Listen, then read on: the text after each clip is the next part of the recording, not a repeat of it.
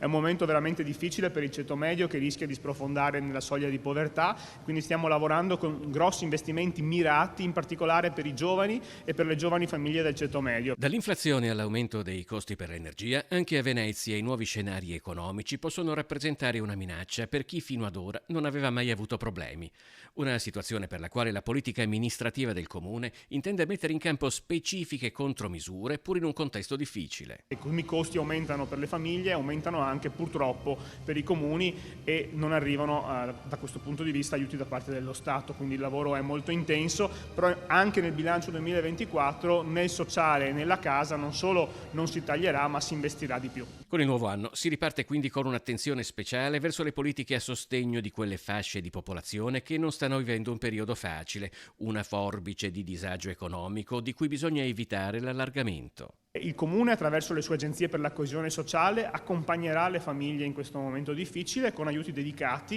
in base ai regolamenti del Comune stesso e più usciranno dei bandi per l'assegnazione di case anche per il ceto medio, quindi non solo per le fasce più povere della popolazione, ma anche per un ceto medio che altrimenti rischia di impoverirsi ulteriormente.